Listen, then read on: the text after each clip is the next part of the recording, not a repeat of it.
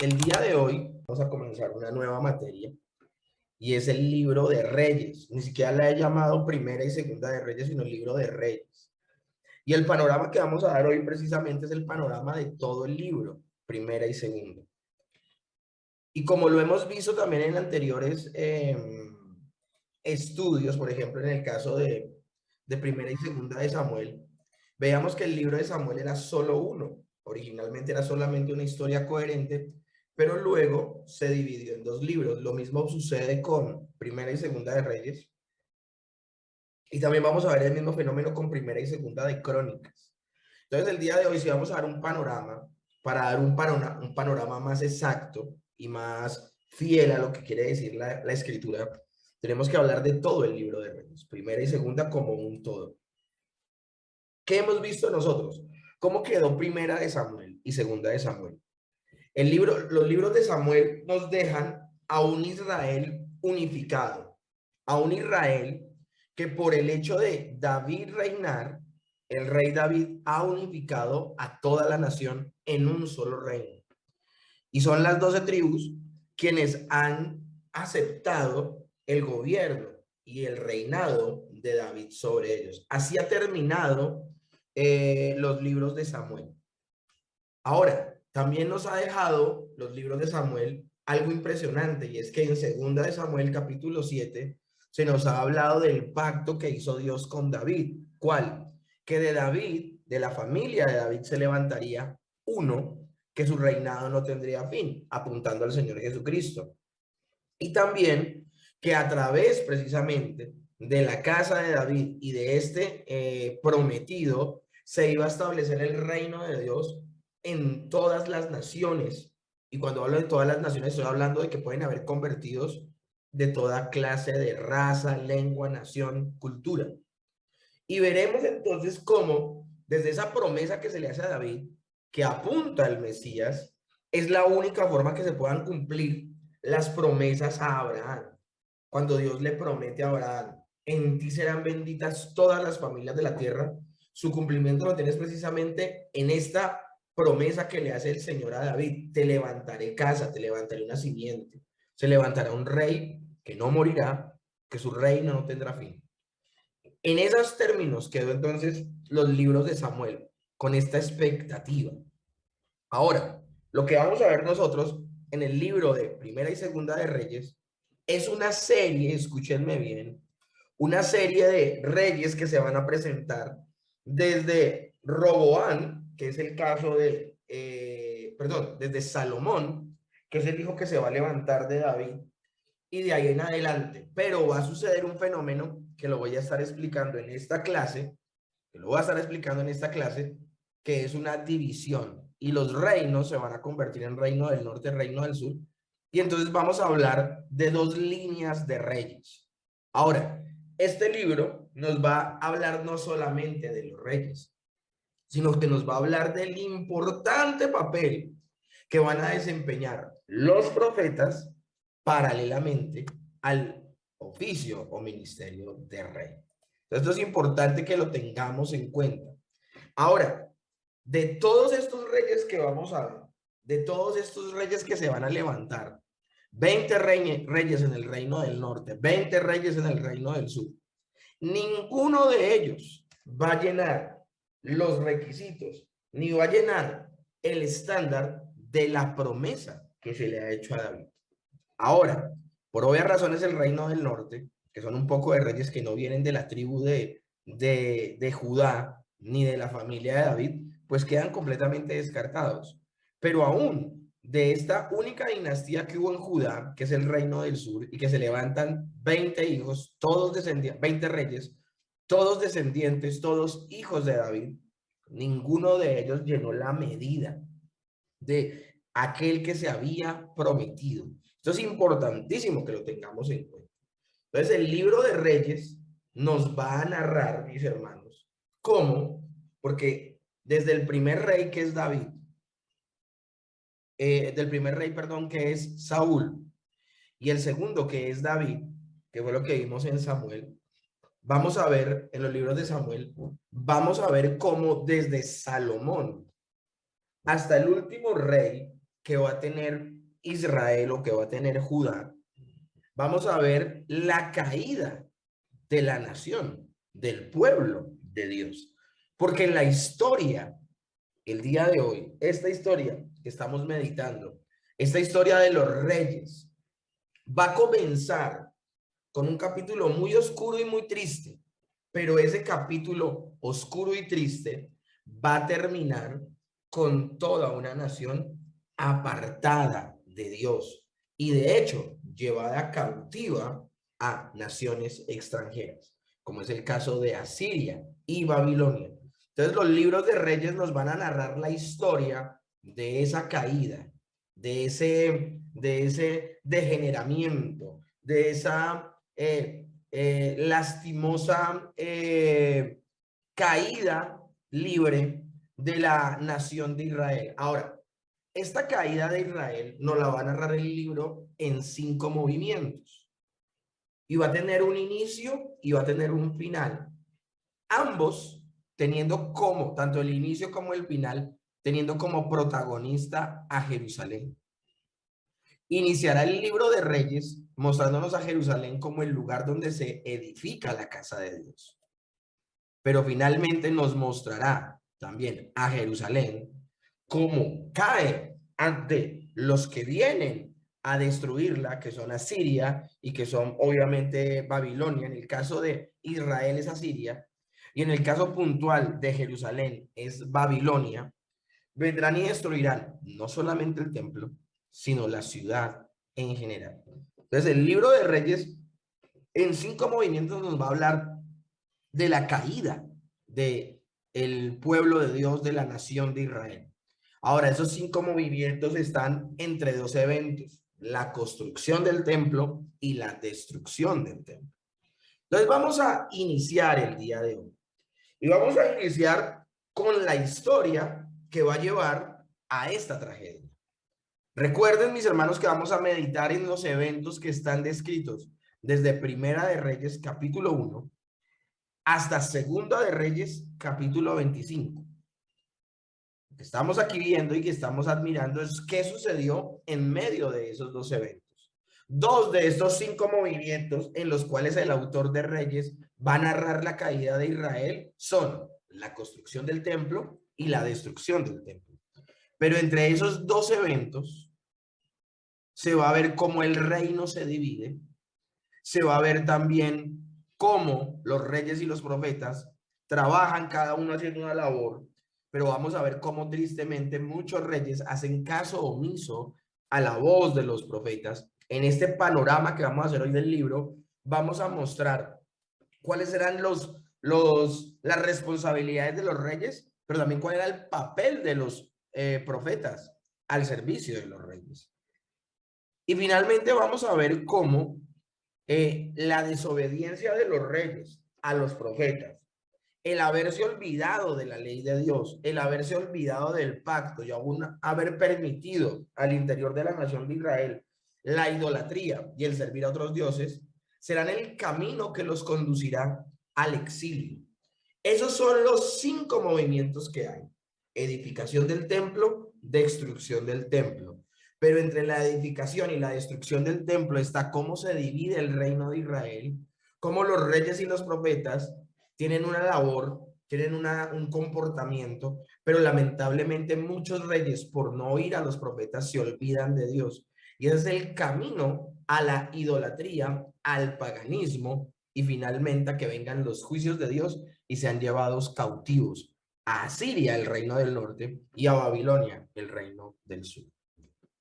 Entonces, mis hermanos, en esta primera parte vamos a estar observando los eventos que narra Primera de Reyes. Y en Primera de Reyes vamos a ver el fenómeno que sucedió cuando el reino se divide. Y vamos a ver cómo los reyes muchas veces estuvieron contra los profetas de Israel y no los escucharon. Esa va a ser la primera parte que vamos a estar estudiando el día de hoy. La sección 1 del libro va de Primera de Reyes 1 a Primera de Reyes capítulo 11. Esa es la primera parte del libro. En Primera de Reyes capítulo 1 y 2 vamos a ver cómo a un David viejito, un David que ya está por morir, está encomendándole a su hijo Salomón, le está encomendando a Salomón la labor de ser un buen rey. Él experimentó lo que era ser un mal rey con respecto a Saúl. Y también en algunos momentos el mismo David se ha soltado de la mano de Dios con consecuencias nefastas para él y para el mismo, para la misma nación de Israel. Entonces, David le cuenta a Salomón y le está diciendo, tómate en serio ese trabajo. Teme a Dios al hacerlo. Esfuérzate y sé valiente. Y estas palabras que le va a dar David a Salomón son muy parecidas a las palabras que le da el mismo, perdónenme, acá, el mismo Moisés a Josué cuando le pasa el mando. Le está diciendo, tómate en serio esto. Seamos fieles a Dios. Seamos fieles a la bendita palabra de Dios. Ahora, lo tremendo del asunto es que esto parece que es un inicio como muy bueno, ¿no? Pareciera que tanto David como Salomón se han puesto de acuerdo para entender que la única forma de poder llevar a cabo esta labor de ser rey de la nación de Israel, un rey que le da cuentas a Dios, es que este rey dependa del Señor y que se fíe de todo su corazón de él. Que sean fieles, que no se olviden del pacto, que no se olviden de las promesas, que no se olviden de la ley, que no se olviden de honrar a Dios. Pero inmediatamente después de que ellos hacen esto, sucede algo. Y es que David, alejándose del comportamiento que él había tenido con sus enemigos cuando comienza segunda de Samuel, si ustedes si se acuerdan del estudio de segunda de Samuel, vemos cómo en primera de Samuel termina con la muerte de Saúl. Y al morir Saúl, en lugar de David tomar represalia contra sus enemigos, es decir, acabar con todos los hijos de Saúl, él tiene misericordia, llora a Saúl, llora a Jonatán, llora a toda la familia de Saúl que está en esta tragedia tan terrible. Pero más adelante en el libro vemos cómo aún David tiene misericordia con Mefiboset, que es uno de los hijos que le queda a Saúl, y no actúa como actúan el resto de reyes, que es como matar a sus enemigos y matar a los hijos del rey anterior. Es el comportamiento que vamos a ver cómo hacen esto los reyes que se levantan en el reino del norte cuando se divida la nación. David no actuó de esa manera. Pero aquí en Primera de Reyes, cuando le está dando de parte de Dios, pues esta responsabilidad a Salomón de ser el rey que seguía, David hace lo inconcebible. A David se le olvida que la mejor venganza en contra de los enemigos es perdonarlos, es no comportarse como ellos. Se le olvida su comportamiento con Saúl y con su casa y cómo tuvo misericordia de ellos. David se olvida por completo de esto y le pide a Salomón que antes de comenzar, o como más bien como las primeras decisiones que toma siendo el nuevo rey de Israel, es que debe desaparecer de la faz de la tierra a Adonías, a Joab y a Simei. Es decir, David le está pidiendo a Salomón que asesine a ciertas personas que él a su parecer ve que serán un peligro para su reinado y que tienen que desaparecer de la faz de la tierra. Y esto, mis hermanos, es inconcebible. Es inconcebible porque es el mismo rey David que no levantó su mano en contra de Saúl porque él esperaba en que Dios se encargara de sus enemigos. Ahora es David pidiéndole a Salomón que tome él cartas en el asunto. No, vemos a un David muy viejito, un David ya deteriorado no solo por la edad, sino por todo lo que ha sucedido en su vida.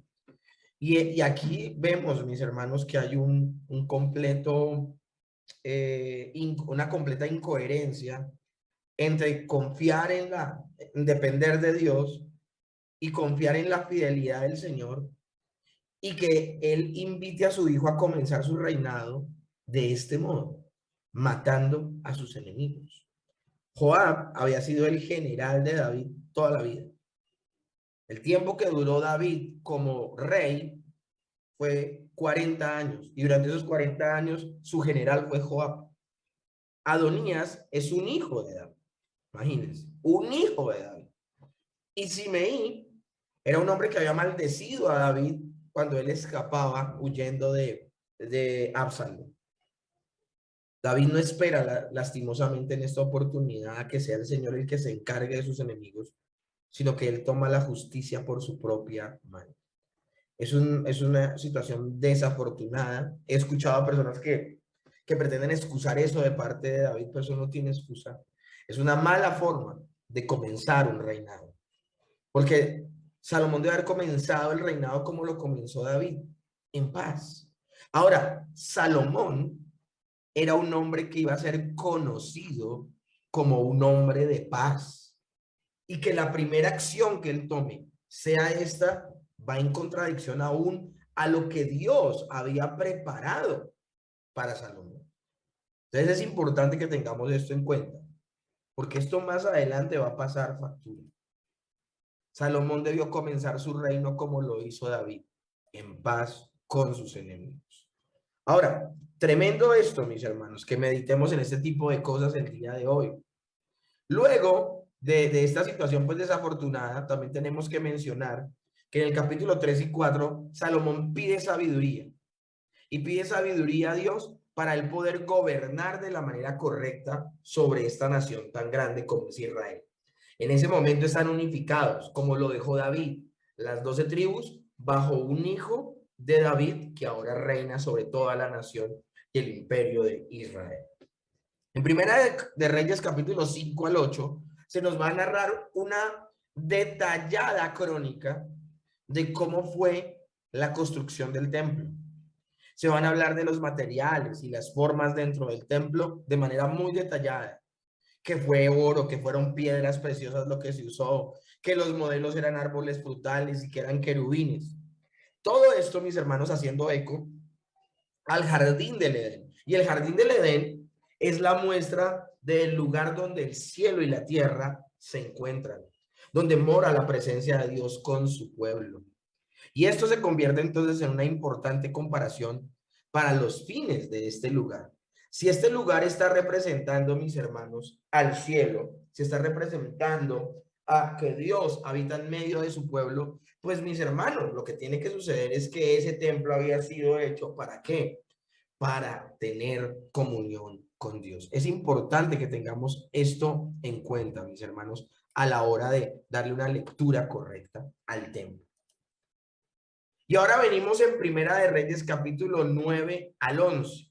Y en Primera de Reyes 9 al 11 suceden cosas muy desafortunadas, mis hermanos. Se narra la caída escandalosa, estrepitosa, completamente vergonzosa, humillante, descarada, vulgar. Me quedo corto con los descripciones de lo que puedo decir acerca de la caída de Salomón. Un hombre sabio, un hombre de paz, un hombre que había sido llamado por Dios para ser rey sobre Israel. Y Salomón lastimosamente empieza a tener un comportamiento perverso.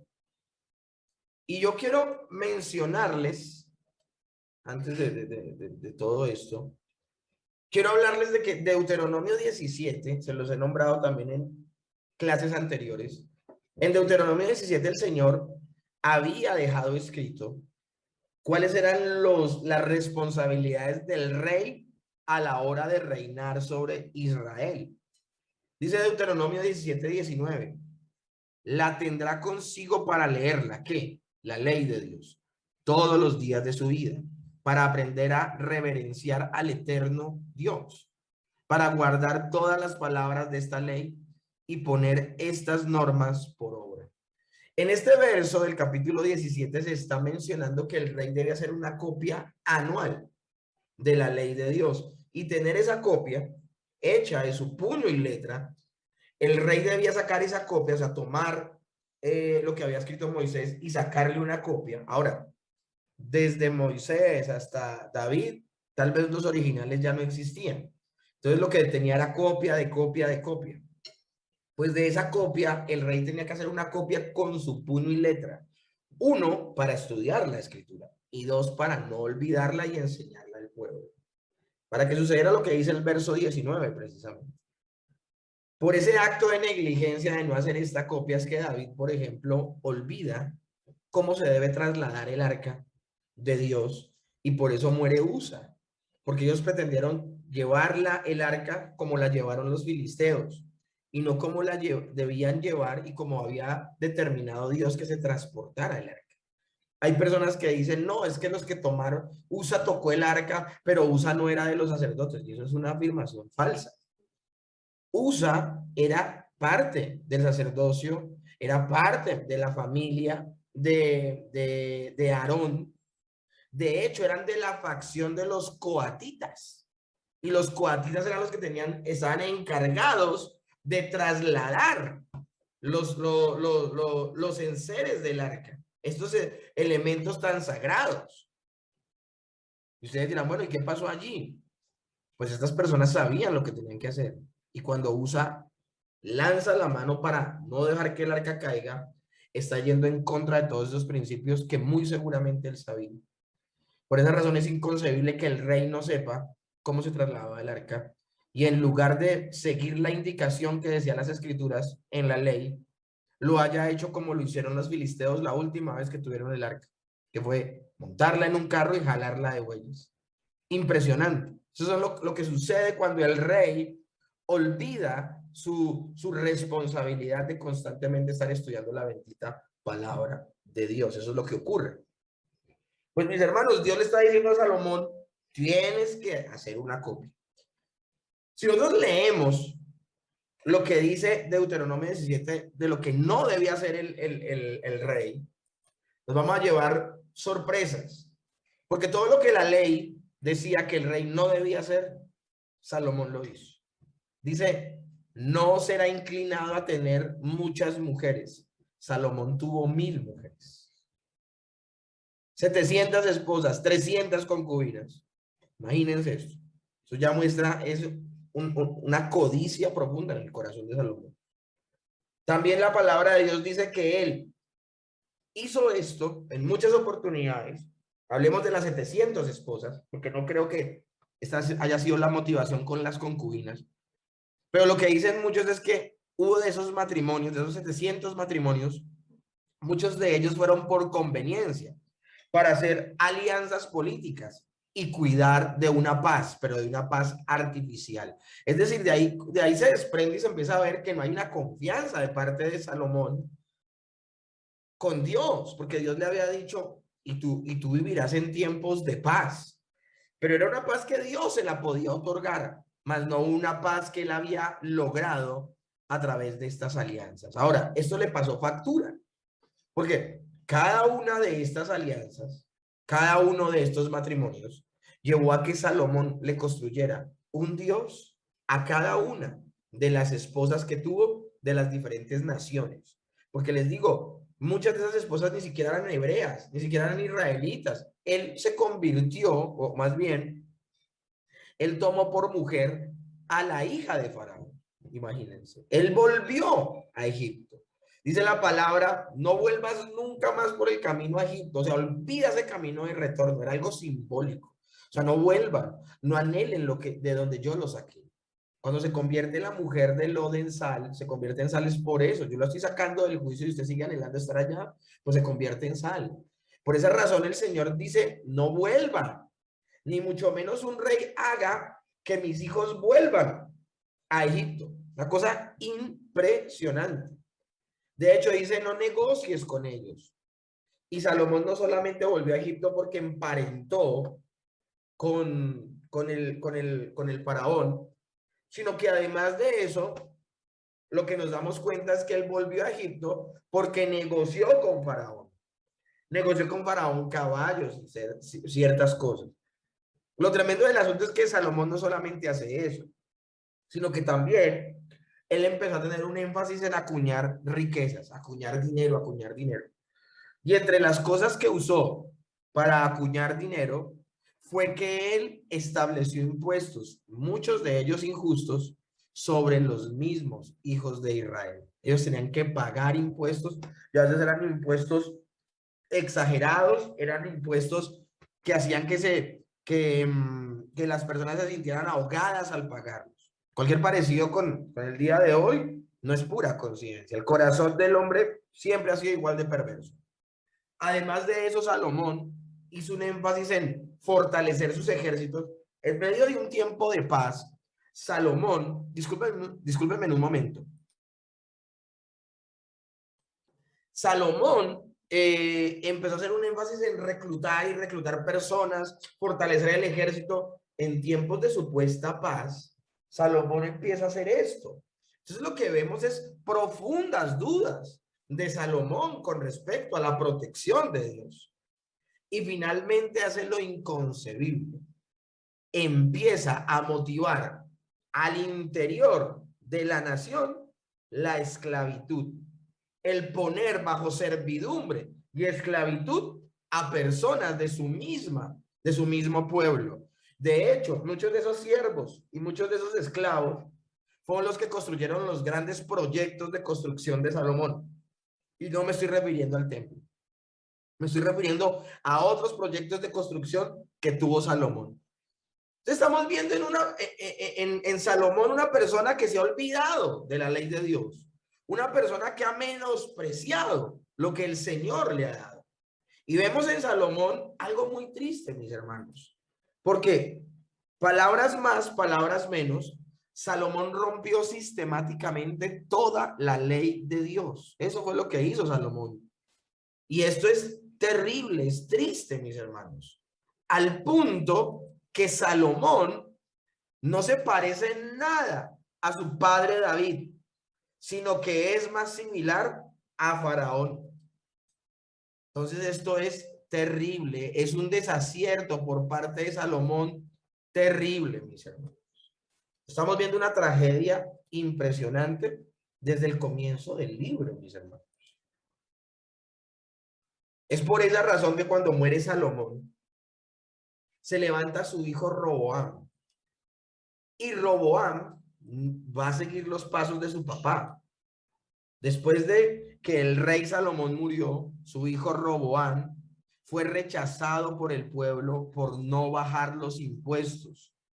Quedó como rey entonces de dos tribus, Judá y Benjamín, en Jerusalén, y reinó en ellos 18 años, mientras que, y a eso se le conoce como el reino del sur. Miren aquí el mapita. El reino del sur se llama Judá, el reino del norte se llama Israel.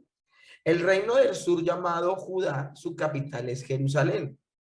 Y el reino de Israel, que son las 10 tribus restantes, se fueron con ellas un hombre llamado Jeroboam. Jeroboam fue el que gobernó sobre estas tribus. Y el Señor le ha dicho a Roboam: por tu comportamiento, por los pecados tuyos y de tu padre, el reino ha sido dividido.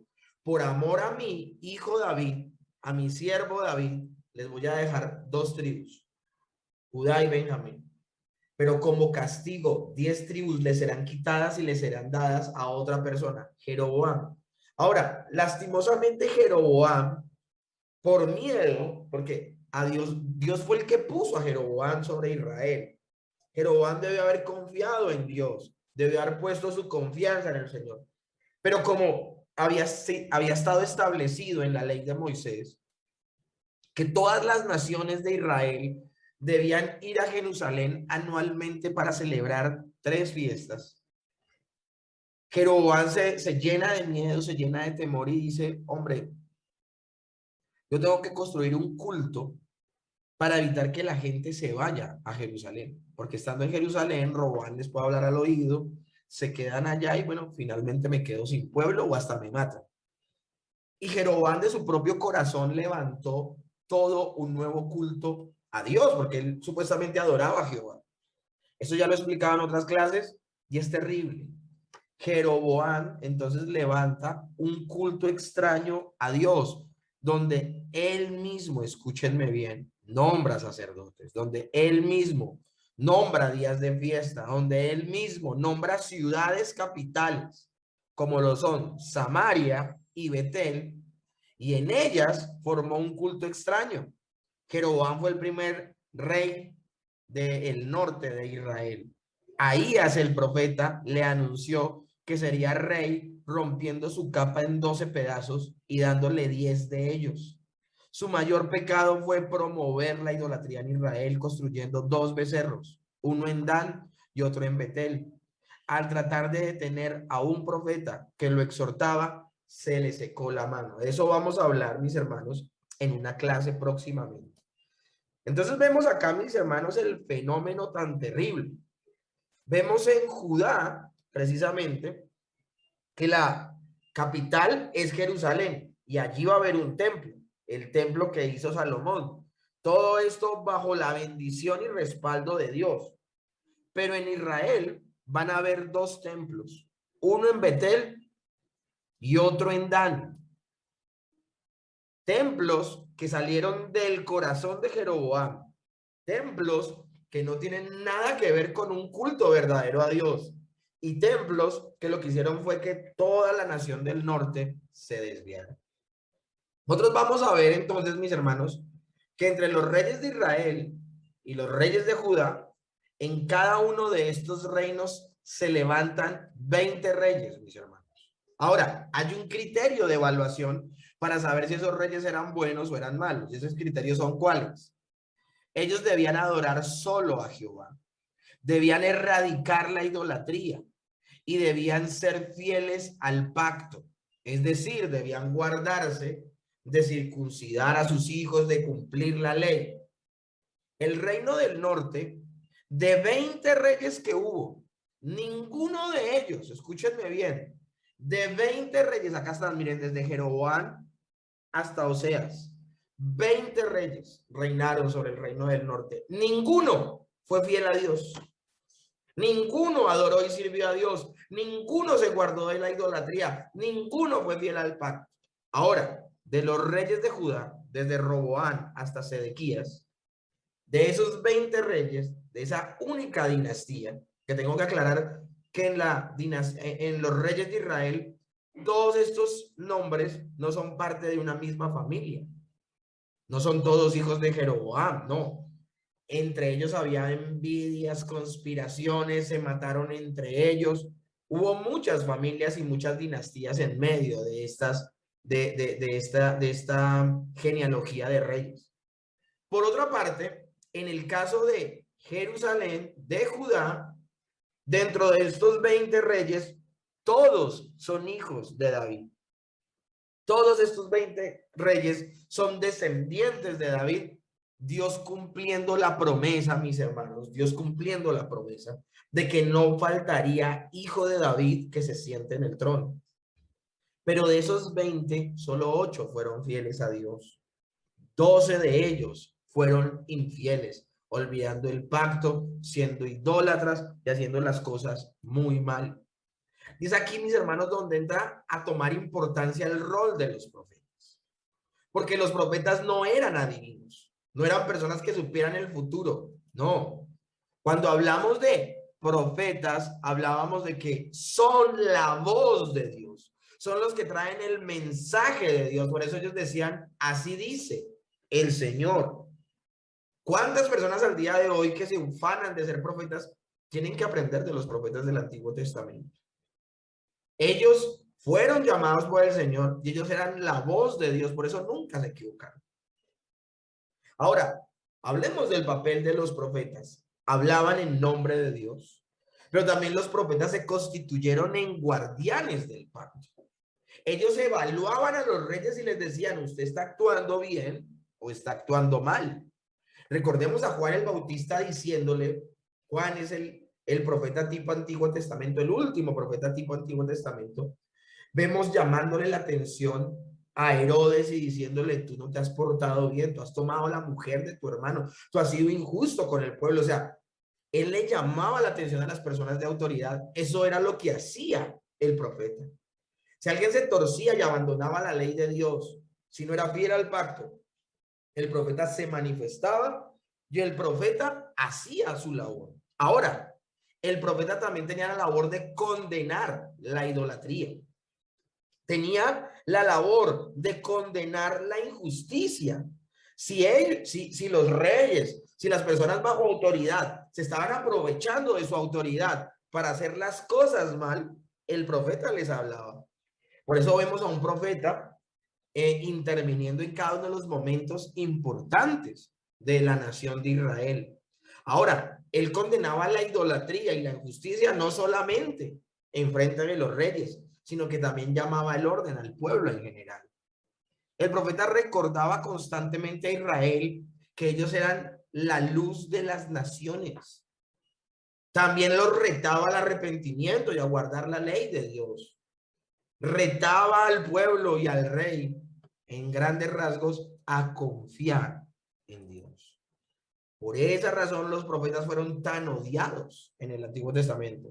Y por eso también al día de hoy todo siervo de Dios es odiado, porque el siervo de Dios debe hablar y manifestarse cuando hay injusticia o cuando la gente se aleja de Dios. Y aquí de manera natural entramos a Segunda de Reyes y vamos a seguir viendo el conflicto que va a haber entre los reyes y los profetas, pero también vamos a ver el camino inexorable al exilio. Vamos a ver aquí, mis hermanos, el mismo listado de reyes. Pero Dios levantaba profetas para pedirle cuentas a los reyes y al pueblo. Jeroboam, Nadab, Asa, Ela, Sinri y Onri gozaron del profeta, gozaron o sufrieron más bien al profeta Jehú, porque sus obras eran malas. Ellos nunca amaron a los verdaderos profetas. Por ese tiempo, mis hermanos, durante estos 20 reinados de reyes, así como se levantaban reyes falsos en medio de un culto falso, también Dios levantó profetas verdaderos que hablaban en nombre de Dios y que fueron odiados y por eso querían matarlos. En el tiempo de Acab, Elías fue el profeta. En tiempos de Joram, Jehú, Joacás y Joás fue Joel. En tiempos de Jeroboam II fue Jonás. En tiempos de Zacarías fue Amós. En tiempos de Salum fue Oseas. En tiempos de Manasés, Pecaía, Peca y Oseas fue Miqueas. Y en tiempos de Ocosías fue el profeta Eliseo. Por su parte, en los reyes del reino del sur, es decir, Judá, entre Roboán y Amón, el profeta fue Isaías. En los tiempos de Josías fue Sofonías. En el tiempo de Joacás, Nahum. En el tiempo de Joacim, Jeremías. En el tiempo de Joaquín, Habacuc. Y en el tiempo de Sedequías, Abdías, Daniel y Ezequías. Y es aquí, mis hermanos, donde se traslapan y donde se vuelve importante, mis hermanos. Si queremos entender lo que sucedió en el tiempo de los reyes, tenemos que acudir al libro de los profetas, tanto mayores como menores. Debemos acudir a estos libros para poder entender lo que sucede en esos tiempos. No nos podemos quedar solamente con lo que dice la escritura en los libros de Reyes y de Crónicas. Ahora, vamos a ver la semana, bueno, en la próxima materia más bien. En la próxima materia vamos a ver, cuando lleguemos a Crónicas, que Crónicas tiene un enfoque especial, mientras que Reyes tiene un enfoque también especial. Porque hay acontecimientos que Crónicas narra que van a ser contados en el libro de Reyes y aún en el libro de Samuel. Pero el Señor lo va a contar de otra manera y teniendo en cuenta aspectos que no contó en ninguno de estos dos libros, porque el enfoque de Crónicas es otro. Pero quería que meditáramos en eso, mis hermanos, en la importancia. Ahora, sigamos viendo criterios para evaluar a los reyes. Van a haber dos frases famosísimas que van a demostrar si un rey era bueno o un rey era malo. Si un rey, esos 8 reyes que se conservaron fieles a Dios, al pacto, y que no cayeron ante la idolatría, esos reyes, su termómetro va a ser David. Pero los 12 reyes de Judá y los 20 reyes de Israel que se torcieron y se olvidaron de la ley de Dios y practicaron la idolatría, van a ser comparados no con David, sino con Jeroboam. Porque Jeroboam se constituirá en el termómetro de lo malo, mientras que David se ha constituido como el termómetro de lo bueno. Dice Primera de Reyes 15:34, e hizo lo malo delante de los ojos del Señor, y anduvo en el camino de Jeroboam y en su pecado con que hizo pecar a Israel. Eso va a estarse mencionando casi siempre cuando un rey es malo.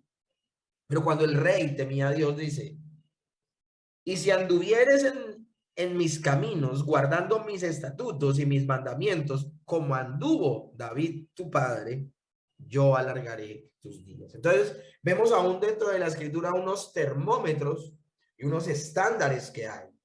Acá podemos ver cómo se traslapa de Primera de Reyes 17 hasta Segunda de Reyes 8 esta historia entre reyes y profetas. Es importante que lo tengamos en cuenta. Esto vamos a meditar en clases, en clases siguientes. Ahora, en este conflicto que estoy hablando de los reyes y de los profetas, desde el capítulo 17 hasta Segunda de Reyes 8, vamos a ver dos profetas preeminentes, mis hermanos. Vamos a ver a Elías y vamos a ver por otro lado a Eliseo.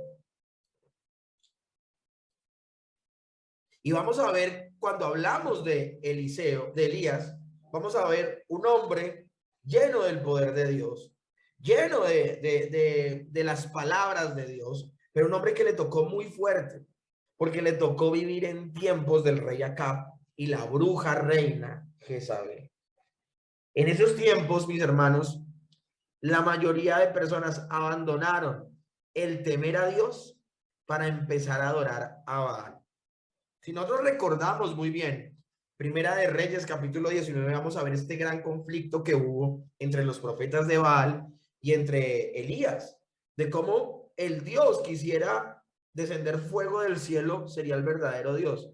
Obviamente quedaron avergonzados los profetas de Baal, los 400 profetas de Baal, 450 profetas de Baal, y Dios respondió por fuego a Elías. Y Elías confronta al pueblo y les dice, ¿hasta cuándo ustedes estarán ambivalentes entre dos pensamientos? Si Jehová es Dios, adoren a Jehová. Si Baal es Dios, adoren a Baal, pero no anden entre uno y otro. No sean infieles. Los confrontó.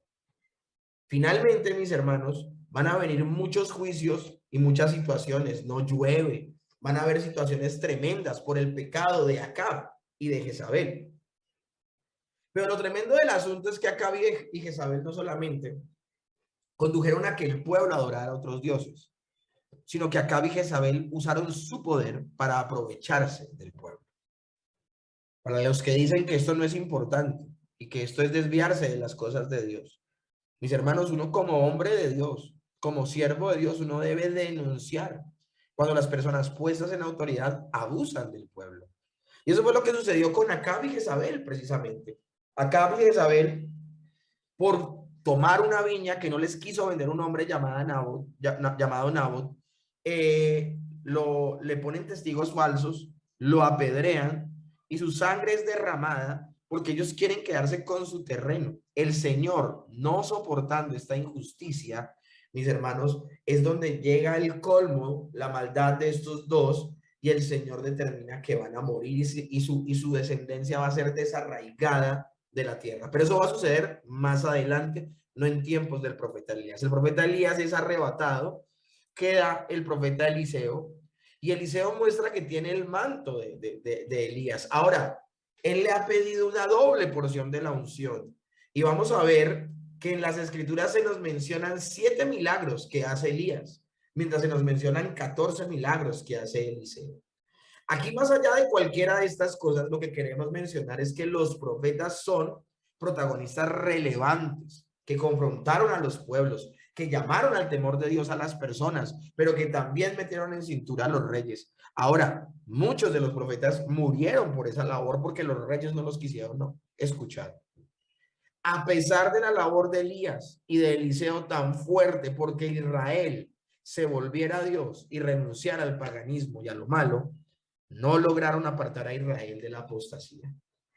Israel será llevado finalmente cautivo y quedará cautivo porque las personas perderán por completo su fe en Dios.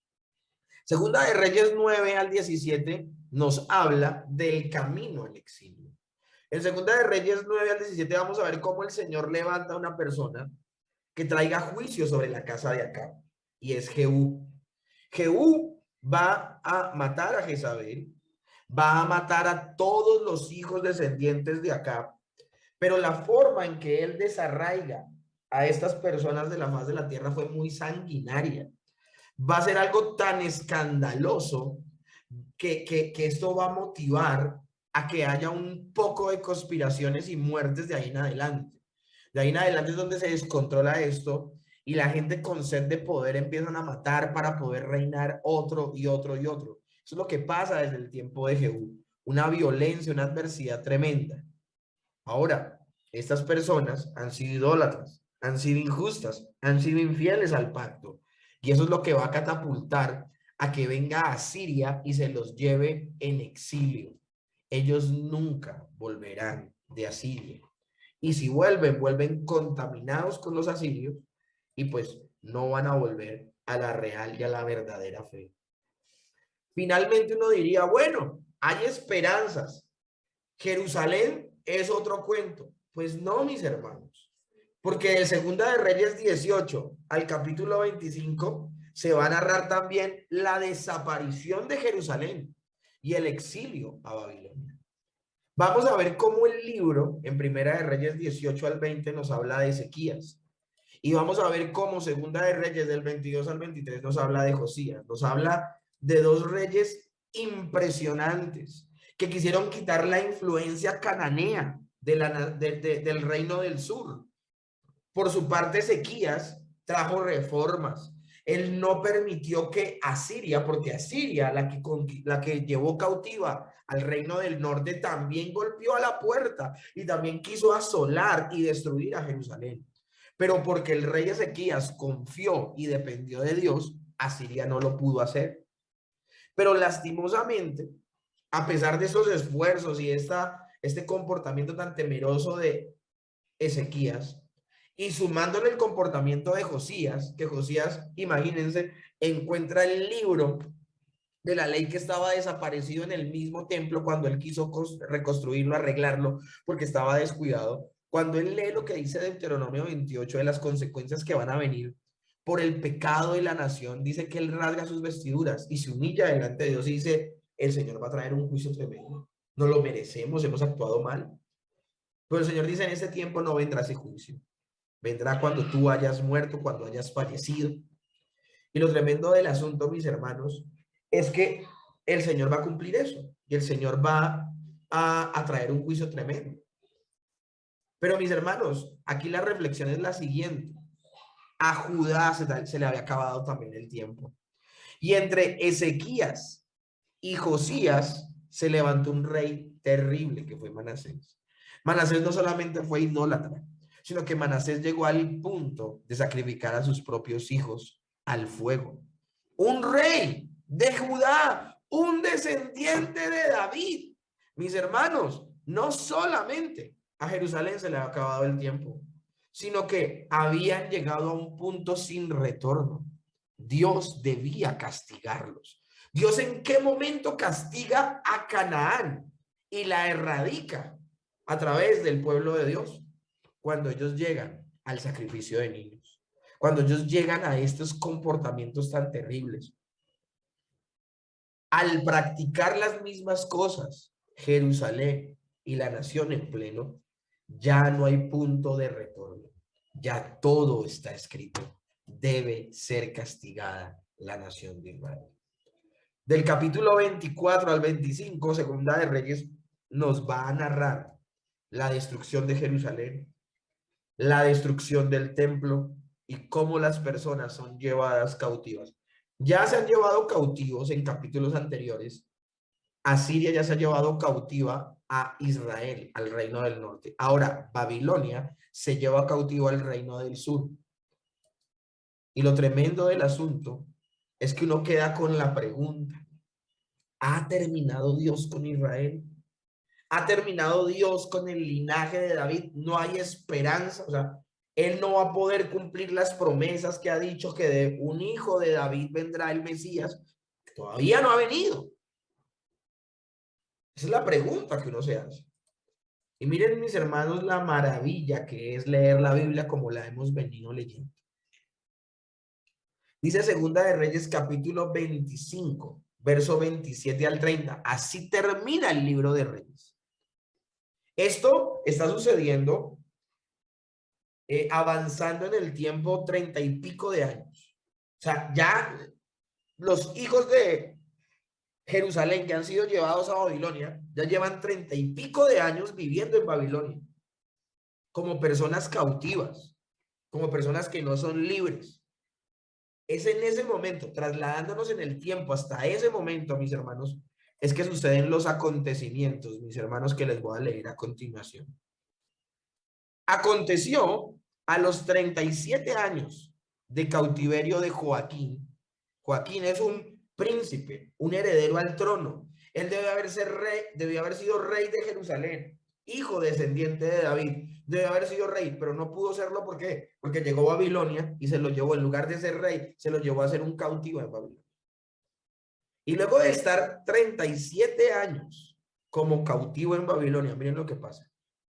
En el mes 12º, a los 27 días del mes, que Evil-Merodach, rey de Babilonia, en el primer año de su reinado, libertó a Joaquín, rey de Judá, sacándolo de la cárcel. Este joven, ¿cuánto duró en la cárcel? 37 años. Ya no es joven ni siquiera. Y le habló con benevolencia al rey de Babilonia y puso su trono más alto que los tronos de los reyes que estaban con él en Babilonia. Y le cambió los vestidos de prisionero. Y cambió y comió siempre delante de él todos los días de su vida, es decir, en la mesa del rey. Y diariamente le fue dada su comida de parte del rey de continuo todos los días de su vida. Y mis hermanos, esto apunta a una clara esperanza en cuanto a la casa de David. ¿Cómo termina la historia, mis hermanos? La historia termina con un hombre que está siendo restaurado de la cárcel a la mesa del rey. Claro que el Señor va a cumplir. Claro que el Señor no se va a olvidar de sus promesas. Acuérdense lo que hablábamos nosotros del poema de Ana. Uno de los puntos que exaltaba el poema de Ana era que a pesar de la maldad de los seres humanos, Dios buscará la forma de cumplir sus promesas. La maldad de los seres humanos, la maldad que hay aún en medio del pueblo y de la nación de Israel, no va a impedir que Dios no pueda cumplir sus promesas. Esto es impresionante, mis hermanos. Si Dios lo prometió, Él lo va a cumplir. Y aquí estamos viendo que sigue la cronología básica de la Biblia. Seguimos apuntando en busca del Mesías, del Redentor, del Mediador y de la redención de Dios a su pueblo.